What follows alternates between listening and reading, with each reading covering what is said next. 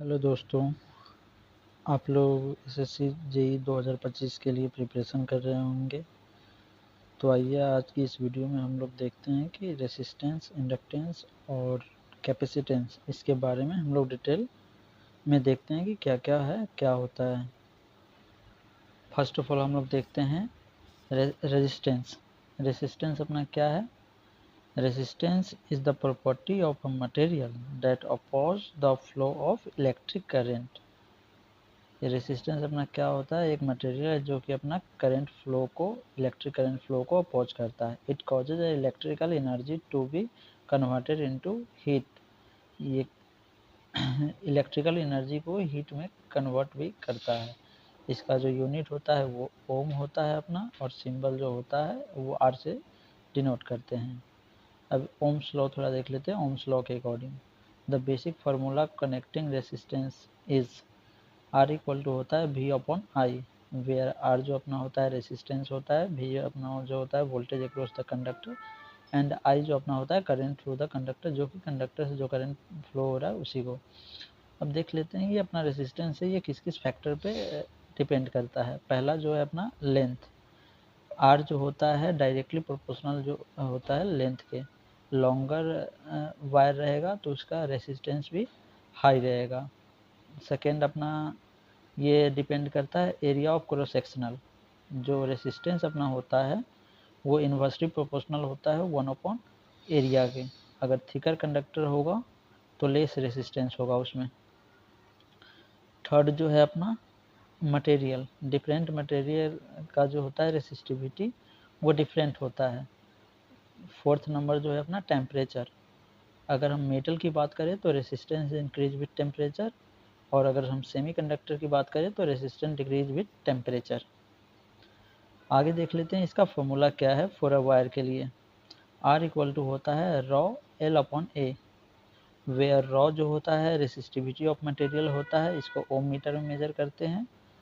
L जो होता है अपना लेंथ ऑफ कंडक्टर होता है, और ए को हम लोग एरिया ऑफ क्रॉस सेक्शनल बोलते हैं। रेसिस्टिविटी अब क्या है? ये प्रॉपर्टी होता है किसी भी मटेरियल का, ये प्रॉपर्टी होता है। इसको मेजर किस में करते हैं? ओम मीटर में इसको मेजर करते हैं। ये इंडिपेंडेंट होता है, इसका कोई शेप एंड साइज नहीं होता है। और कंडक्टर हैव लो रेसिस्टिविटी। जो कंडक्टर होते हैं उसमें लो रेसिस्टिविटी होता है, और इंसुलेटर में अपना हाई रेसिस्टिविटी होता है। अब आगे हम लोग कम्बिनेशन देख लेते हैं, कम्बिनेशन ऑफ रेसिस्टर। तो इसमें पहला कम्बिनेशन जो होता है वो सीरीज कम्बिनेशन होता है, जिसमें आर इक्विवेलेंट होता है R1 plus R2 plus R3 plus dot dot dot are dash तक जाता है। इस सीरीज के केस में अपना क्या होता है? करेंट सेम रहता है और वोल्टेज जो रहता है वो डिवाइड रहता है, अलग अलग रहता है। और दूसरा अपना कम्बिनेशन है पैरेलल कम्बिनेशन, जिसमें 1 upon R equivalent equal to होता है 1 upon R1 plus 1 upon R2 plus dash dash dash 1 upon Rn तक जाता है अपना। पैरेलल के केस में अपना जो होता है वोल्टेज सेम रहता है, लेकिन करेंट का वैल्यू जो है वो डिवाइड हो जाता है। आगे हम लोग देख लेते हैं कि temperature. Temperature dependent on resistance. Temperature कैसे डिपेंड करता है? रेसिस्टेंस पे। आर टी जो होता है, आर टी इक्वल टू होता है R0 1 plus alpha delta T, where R T जो होता है resistance at temperature T, R0 जो होता है resistance at reference temperature. Alpha जो होता है, अल्फ़ा को हम लोग टेम्परेचर कोफिशिएंट ऑफ रेसिस्टेंस बोलते हैं, और delta T change in temperature. अब इसका थोड़ा कुछ और टॉपिक कवर कर लेते हैं, जैसे copper and aluminium are common conductor. ये ऐसा कंडक्टर है जिसमें लो रेसिस्टेंस पाया जाता है अपना। और nichrome is use in heating element. क्यों इसको हीटिंग एलिमेंट में यूज करते हैं नाइक्रोम का? क्योंकि इसका जो रेसिस्टेंस वैल्यू होता है वो हाई रहता है, और ये हाई टेम्परेचर पे भी विथस्टैंड कर जाता है। अगला पॉइंट देख लेते हैं अपना, resistance of a conductor increase with temperature. अपना जो रेसिस्टेंस होता है ये टेम्परेचर के साथ ये इंक्रीज भी करता है। अगला पॉइंट अपना क्या कहता है? Resistance does not depend on current voltage applied directly, it property of conductor. ये कंडक्टर की ओनली प्रॉपर्टी होती है। इसमें हम लोग कुछ प्रॉब्लम्स भी देखेंगे, उसके सॉल्यूशन भी साथ साथ देखते चलेंगे हम लोग। पहला जो हम लोग प्रॉब्लम देखेंगे, ये पहला क्वेश्चन अपना क्या कहता है, ये wire has a voltage of 12 volt across it and the current of 2 ampere flowing through it. एक रेसिस्टेंस है जिसमें 12 वोल्ट है और 2 एम्पियर करंट फ्लो हो रहा है, तो इसमें रेसिस्टेंस का वैल्यू फाइंड करना है।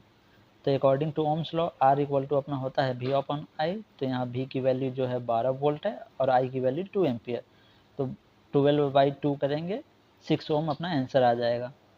अब दूसरा अपना देख लेते हैं क्या है। दूसरा अपना प्रॉब्लम जो है रेसिस्टेंस फ्रॉम वायर डायमेंशन के ऊपर है। इसमें क्या कहता है क्वेश्चन अपना, ये copper wire of length 10 metre and cross sectional area 1 mm square and has resistivity 1.7 × 10⁻⁻8 ohm metre है। Calculate its resistance. इसमें भी रेसिस्टेंस अपना मेजर करना है।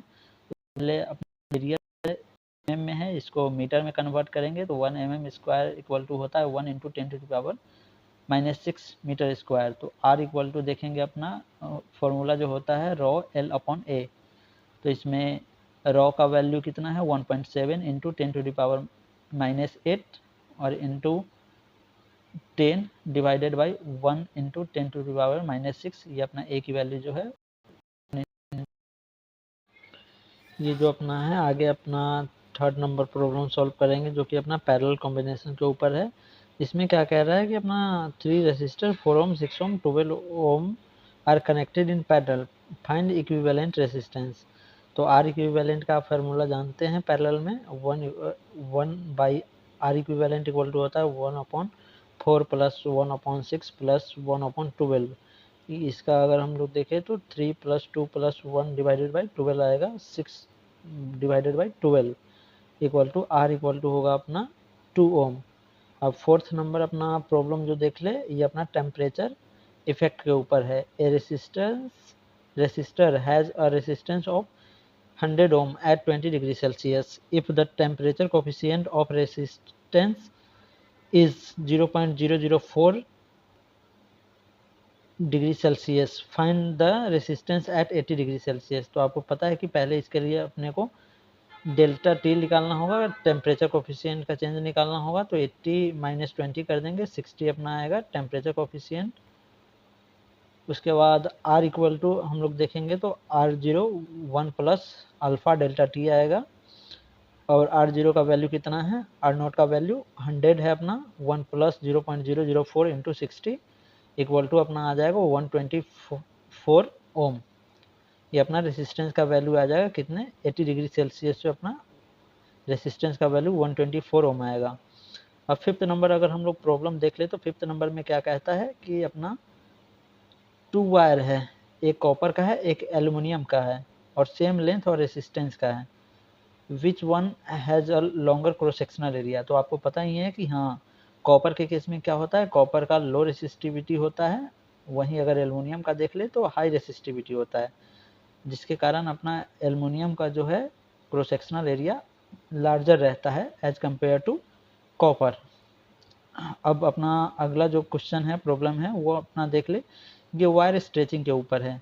इसमें क्या कह रहा है कि एक वायर जो है, ये wire is stretched to double its length. ये अपना वायर के लेंथ को अगर हम लोग डबल करते हैं, what happen to its resistance. तो इसका रेसिस्टेंस का वैल्यू क्या होगा। तो आपको पता है अगर हम लोग लेंथ को अगर 2 गुना करेंगे 12 करेंगे तो इसका जो क्रॉस सेक्शनल एरिया है ये सीधे आधा हो जाएगा, डिवाइडेड 2 हो जाएगा। तो फाइनली जो अपना रेसिस्टेंस का वैल्यू आएगा ये 4 टाइम्स हो जाएगा, रेसिस्टेंस बिकम 4 टाइम्स, पहले के रेसिस्टेंस का 4 टाइम्स आ जाएगा। अगला जो अपना प्रॉब्लम है वो अपना हीटिंग इफेक्ट के ऊपर है। हीटिंग इफेक्ट के ऊपर, हीटिंग इफेक्ट में क्या कहता है कि एक 2 मीटर नाइक्रोम वायर है विथ रेसिस्टिविटी उसका जो है 1.1 × 10⁻⁻6 ओम मीटर है, एंड एरिया जो है उसका 0.5 mm स्क्वायर है। Carries 5 ampere current for 2 minute के लिए अपना ये लेता है। तो हीट प्रोड्यूस कितना होगा, तो आप यहाँ देख सकते हैं पहले एरिया को अपने को mm में है तो इसको मीटर में कन्वर्ट करना होगा। तो एरिया इक्वल टू होता है 0.5 × 10⁻6 m स्क्वायर, मीटर स्क्वायर है अपना, ये आ जाएगा मीटर में। उसके बाद हम लोग रेसिस्टेंस का वैल्यू देख ले तो ρ L अपॉन A आएगा, जो ρ का वैल्यू है 1.1 × 10⁻6 है, मल्टीप्लाई बाई 2 आ जाएगा, डिवाइडेड 0.5 इंटू 10⁻⁻�6, तो रेसिस्टेंस का वैल्यू जो अपना आ जाएगा 4.4 ओम आ जाएगा।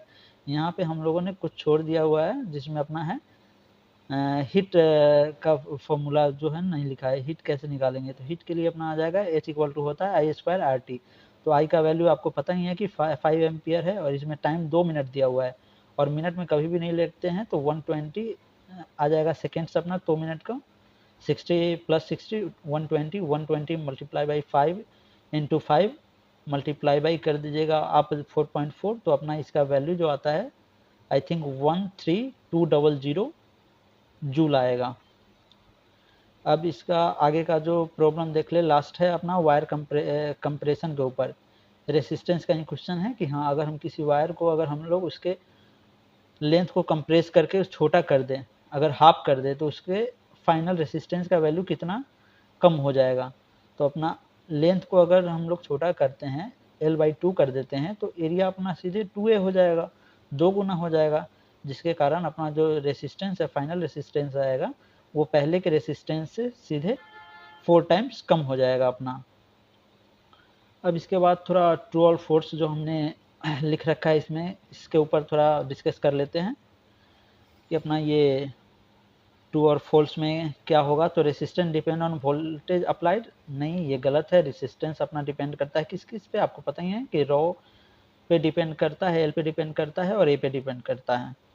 Resistivity is a material property, ये तो सही है, रेसिस्टिविटी किसी मटेरियल का प्रॉपर्टी होता है। Resistance of a semiconductor increase with temperature, नहीं ये गलत है, ये डिक्रीज होता है टेम्परेचर के साथ ही अपना सेमीकंडक्टर का रेसिस्टेंस ये जो डिक्रीज होता है। कुछ fill in the blanks type की है कि हाँ यूनिट ऑफ रेसिस्टिविटी क्या होता है, तो वो मीटर आपको पता ही है। Resistance of a wire directly proportional to its length, ये भी सही है अपना। For a conductor resistance increase with increase in temperature, बिल्कुल सही है।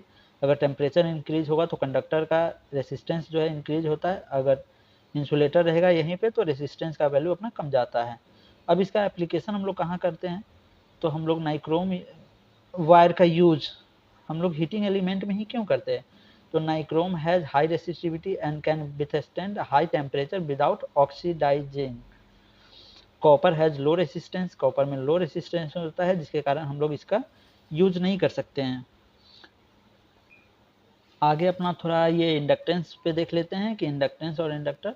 फर्स्ट है अपना पॉइंट कि व्हाट इज इंडक्टेंस, इंडक्टेंस आखिर है क्या।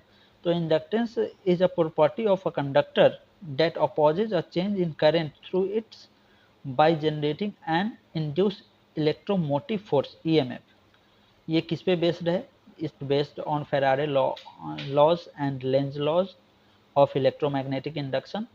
ये अब कितने टाइप के होते हैं, तो मेनली ये इंडक्टेंस अपना जो है 2 टाइप का होता है, एक सेल्फ इंडक्टेंस होता है, एक म्यूचुअल इंडक्टेंस होता है।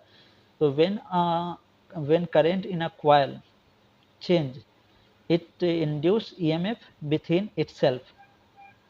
तो इसका जो फॉर्मूला होता है सेल्फ इंडक्टेंस का, ये क्या होता है, E इक्वल टू होता है -L/di/dt।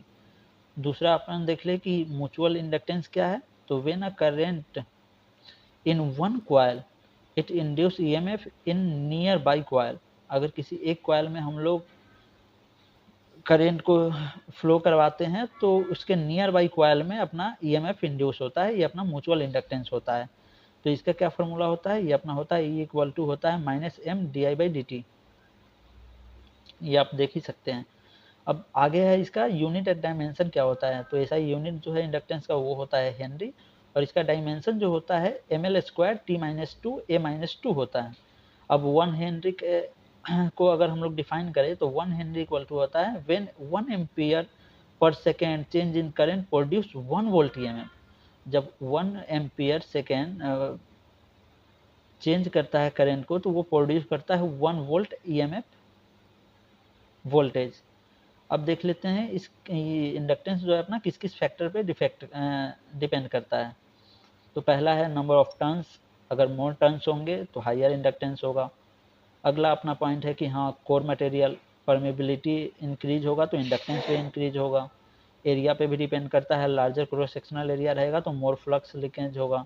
ये लेंथ पे भी डिपेंड करता है, अगर शॉर्टर लेंथ होगा तो हायर इंडक्टेंस होगा। अब कुछ फार्मूले देख लेते हैं।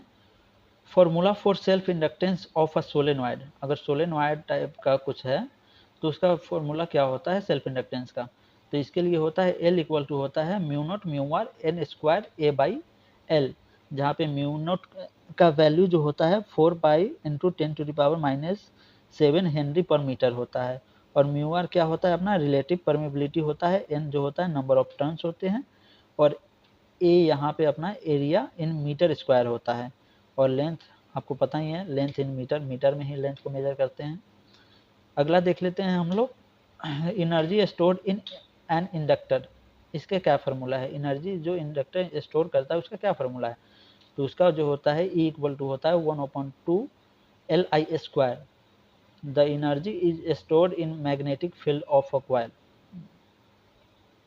अब आगे देख लेते हैं हम लोग time constant in RL circuit, तो टाइम कांस्टेंट का क्या फार्मूला है आरएल सर्किट में, तो T इक्वल टू होता है L/R।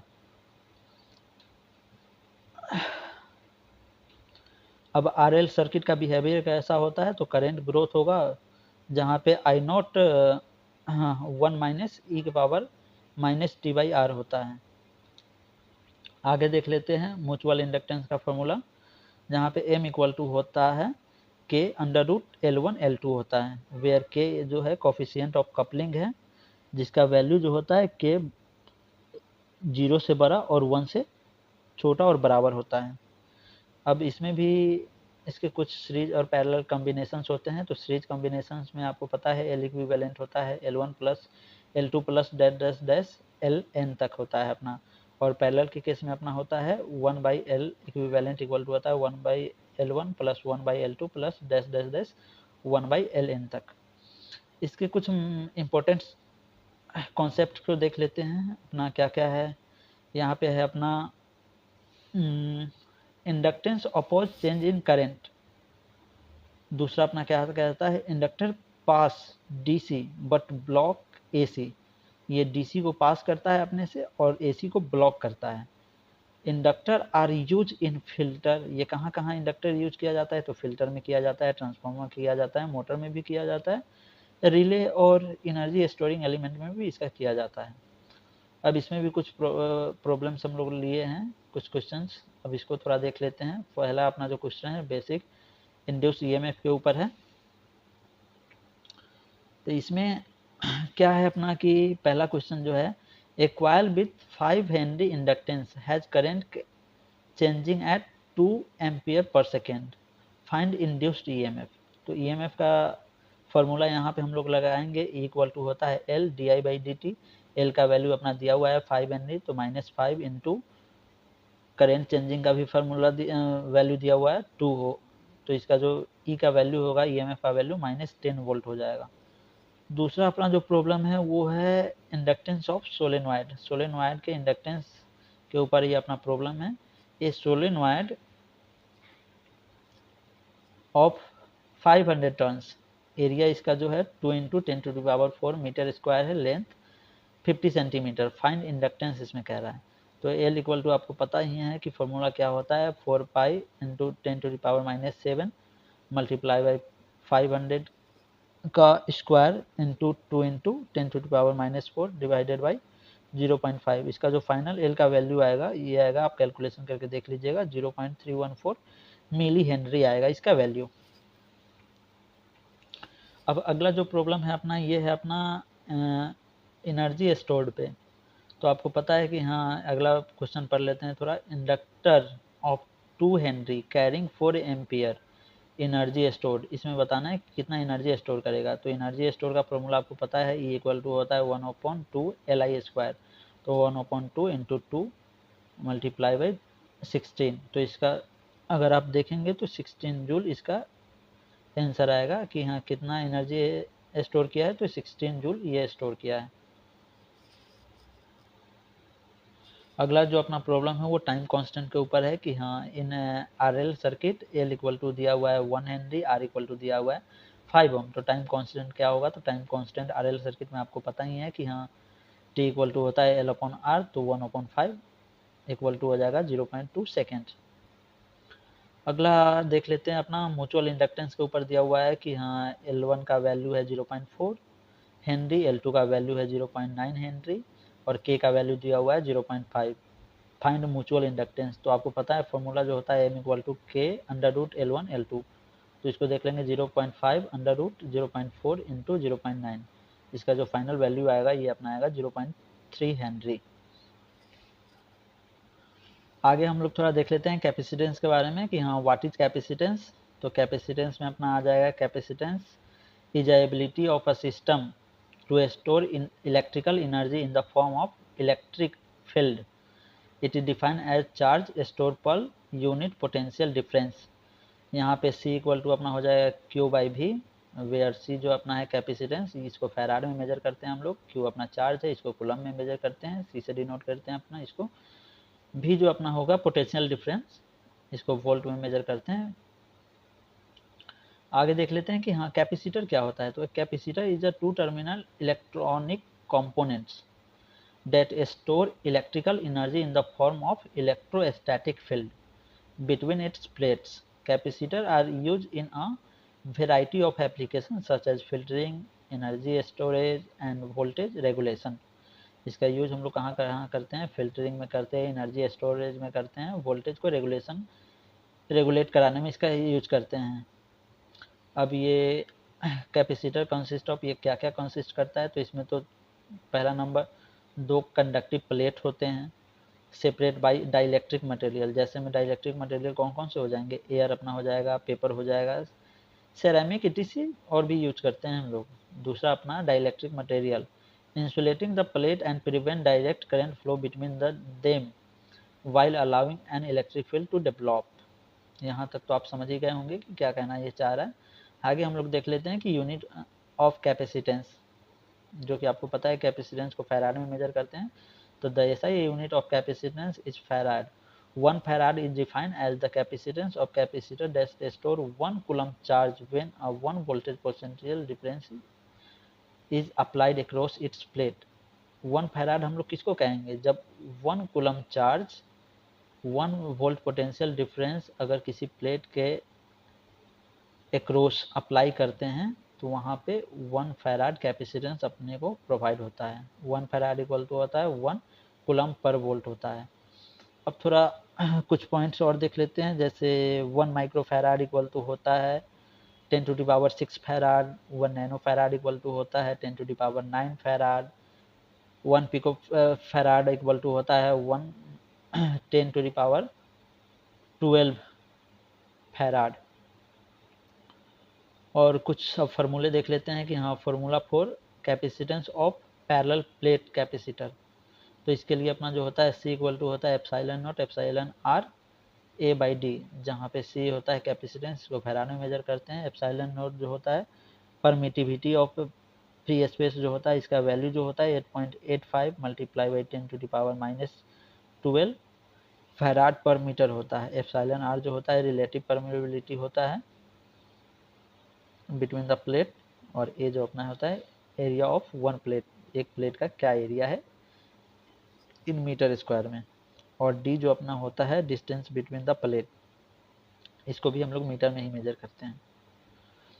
अब आगे देख लेते हैं कि एनर्जी स्टोर्ड इन कैपेसिटर, इसका क्या फार्मूला है। तो the energy stored in capacitor is given by W = होता है 1/2 CV², वेयर C जो होता है कैपेसिटेंस फैराड में, और V = होता है वोल्टेज अक्रॉस द कैपेसिटर। आगे देख लेते हैं डाइलेक्ट्रिक मटेरियल के बारे में थोड़ा। The material between the plate of capacitor is called dielectric. The dielectric constant εr increase the capacitance by reducing the electric field between the plate। अब इसके कुछ है कि वैक्यूम में εr की वैल्यू कितनी होती है, तो 1 होता है, पेपर में जो होता है 2.5 से 3 होता है, ग्लास में जो अपना है 4 to 6 होता है। अब आगे हम लोग थोड़ा देख ले टाइप ऑफ कैपेसिटर, कैपेसिटर के टाइप कितने होते हैं। तो अपने 4 टाइप के होते हैं, जिसमें पहला होता है fixed capacitor have a fix capacitance value, जिसमें कैपेसिटेंस का वैल्यू फिक्स होता है। एग्जांपल में कौन कौन से आ जाएंगे, तो सेरामिक आ जाएगा, पॉलिस्टर आ जाएगा, पेपर आ जाएगा, माइका आ जाएगा, etc। उसके बाद अपने आते हैं variable capacitor. Capacitance can be adjusted इसमें हम लोग क्या करते हैं, कैपेसिटेंस के वैल्यू को एडजस्ट कर सकते हैं। एग्जांपल में क्या क्या हो जाएगा, ट्यूनिंग कैपेसिटर इन रेडियोज, रेडियोज में जो ट्यूनिंग कैपेसिटर होता है उसको हम लोग कह सकते हैं। आगे अपना होता है इलेक्ट्रोलाइटिक कैपेसिटर। अपना ये देख लिए, अपना होता है इलेक्ट्रोलाइटिक कैपेसिटर, जिसमें अपना कैपेसिटेंस का वैल्यू जो रहता है वो काफ़ी हाई रहता है। अगला अपना आ जाता है सुपर कैपेसिटर, या इसको आप कह सकते हैं अल्ट्रा कैपेसिटर, जो कि एक रेगुलर कैपेसिटर से काफ़ी ज़्यादा एनर्जी को स्टोर कर सकता है। अगला जो अपना है कैपेसिटेंस एंड रिएक्टेंस, तो ये देख सकते हैं capacitance is related to reactance in AC circuit. The reactance is opposition of AC current offered by a capacitor. X equal to होता है अपना 1/2 पाई एफ सी, जहाँ एफ अपना फ्रीक्वेंसी है और सी अपना कैपेसिटेंस है। एज फ्रीक्वेंसी इंक्रीज होगा रिएक्टेंस डिक्रीज होगा। आगे देख लेते हैं इसके कुछ कॉम्बिनेशंस हैं, सीरीज एंड पैरेलल कॉम्बिनेशन। ये एकदम अपोजिट होता है रेजिस्टेंस और इंडक्टेंस से। इसमें सीरीज कॉम्बिनेशन में क्या होता है, 1/c इक्विवेलेंट इक्वल टू होता है 1/c1 plus 1/c2 plus dash dash dash 1/cn। और पैरेलल कॉम्बिनेशन के केस में अपना होता है c इक्विवेलेंट इक्वल टू होता है c1 plus c2 plus dash dash dash cn। अब इसका टाइम कांस्टेंट देख ले, तो टाइम कांस्टेंट का इसमें फॉर्मूला होता है t इक्वल टू होता है r into C, where R जो है अपना रेजिस्टेंस, ये अपना कैपेसिटेंस होता है। इसमें भी कुछ प्रॉब्लम्स है, वो हम लोग थोड़ा देख लेते हैं। इसमें जो फर्स्ट प्रॉब्लम है कैपेसिटेंस कैलकुलेशन का है, बता रहा है इसमें ये parallel plate capacitor has area 0.02 metre square and distance between the plate is 1 mm। The dielectric constant is 2। Find the capacitance. तो आपको पता है सी इक्वल टू होता है epsilon naught epsilon R A by D. तो epsilon naught का value आपको पता है 8.85 इंटू 10⁻⁻12 होता है, मल्टीप्लाई बाई कर देंगे 2 जो अपना एप्सिलॉन आर का वैल्यू है, और मल्टीप्लाई बाई कर देंगे 0.02 जो अपना ए का वैल्यू है, एरिया का वैल्यू है, डिवाइडेड में डी आ जाएगा 1/10⁻³ इसका अगर आप सोल्व करें तो इसका जो फाइनल वैल्यू आएगा 3.54 पिकोफैराड अपना इसका फाइनल वैल्यू आएगा। अगला जो प्रॉब्लम है वो देख लेते हैं, energy store in capacitor. Capacitor में एनर्जी स्टोर कैसे होता है, इसके क्या फॉर्मूले है, इसके प्रॉब्लम्स को कैसे सोल्व करते हैं। तो ये capacitor of capacitance 10 microfarad is charge to 100 volt. तो इसमें कितना एनर्जी स्टोर हो रहा है कैपेसिटर में, ये अपने को पता करना है। तो W इक्वल टू होता है 1/CV²। तो 1/2 C का वैल्यू अपना 10 है, और वोल्टेज का वैल्यू अपना 100 है, 100 का स्क्वायर हो जाएगा। तो इसका जो फाइनल वैल्यू आएगा अपना आप कैलकुलेट कर लीजिएगा 0.05 जूल आएगा। टाइम कांस्टेंट के भी एक क्वेश्चन है, आप इसको भी थोड़ा देख लीजिए कि in RC circuit the resistance is 5 kilo ohm and capacitance is 2 microfarad. तो टाइम कांस्टेंट का आपको पता ही है, टी इक्वल टू होता है आर इंटू सी, जहाँ पे आर का वैल्यू 5 किलो ओम में है तो 10⁻³ मल्टीप्लाई बाई 2 इंटू 10⁻6, क्योंकि ये सी का वैल्यू अपना माइक्रो में है। तो इसका जो फाइनल वैल्यू आएगा 0.01 सेकेंड आएगा टाइम कांस्टेंट का वैल्यू। अगला जो है लास्ट अपना है इस सेशन का, कैपेसिटर के सीरीज के केस में क्या रहता है अपना, उसके ऊपर है। 2 कैपेसिटर C1 जो अपना 10 माइक्रोफैराड का है, C2 5 माइक्रोफैराड का है। इक्विवेलेंट कैपेसिटेंस देखना है तो 1/C इक्विवेलेंट इक्वल टू होगा 1/C1 प्लस 1/C2। इसको अगर आप सोल्व करते हैं तो फाइनल वैल्यू जो अपना आएगा 10/3 आएगा। इसको अगर फर्दर डिवाइड करते हैं तो 3.33 आएगा इसका फाइनल वैल्यू सी इक्विवेलेंट का। आज की वीडियो यहीं तक है। अगर वीडियो अच्छी लगी हो तो लाइक करिए, सब्सक्राइब करिए, कमेंट करिए। Thank you.